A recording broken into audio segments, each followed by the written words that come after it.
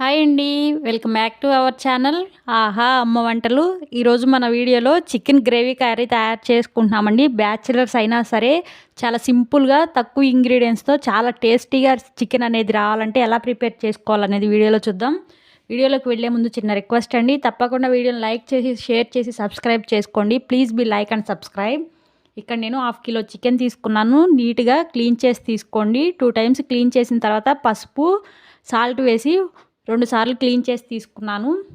Stove on చేసి ఒక pan పెట్టుకోండి. దానిలో 4 టేబుల్ స్పూన్స్ ఆయిల్ యాడ్ చేసుకోండి. ఆయిల్ బాగా వేడెక్కిన తర్వాత ఒక బిర్యానీ ఆకు, పెద్ద సైజ్ ఆనియన్స్ని సన్నగా పొడుగ్గా కట్ చేసి తీసుకోండి. నేను 2 ఆనియన్స్ని 4 పచ్చిమిర్చిని సన్నగా కట్ చేసి తీసుకున్నాను. ఇవి కొంచెం ఫ్రై అయిన తర్వాత దానిలో ఒక చిటికెడు పసుపు, 2 టేబుల్ స్పూన్లు అల్లం వెల్లుల్లి పేస్ట్ని యాడ్ చేసుకోండి. ఈ అల్లం వెల్లుల్లి పేస్ట్ పచ్చివాసన పోయేదాకా ఫ్రై చేసుకోండి.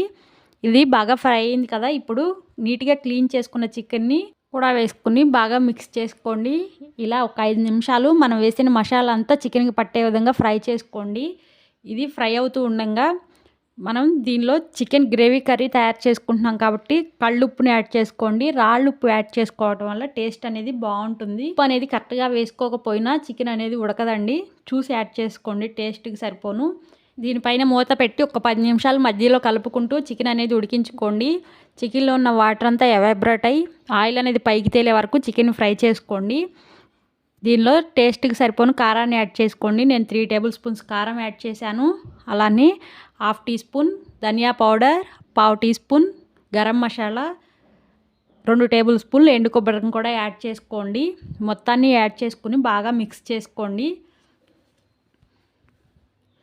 మనం వేసిన మసాలా ఐటమ్స్ అన్నీ చికెన్కి పట్టే విధంగా ఫ్రై చేసుకోండి. ఇప్పుడు 2 నిమిషాలు ఫ్రై చేసుకున్న తర్వాత దీనిలో ఒక కట్ట కొత్తిమీరని, ఒక రెమ్మ కరివేపాకుని కూడా యాడ్ చేసుకుని కొంచెం వాటర్ ఏమైనా కావాలితే గ్రేవీని బట్టి వాటర్ యాడ్ చేసుకుని ఒక 5 నిమిషాలు ఉడికించుకుని తీసుకుంటే కర్రీ అనేది రెడీ అవుతుందండి.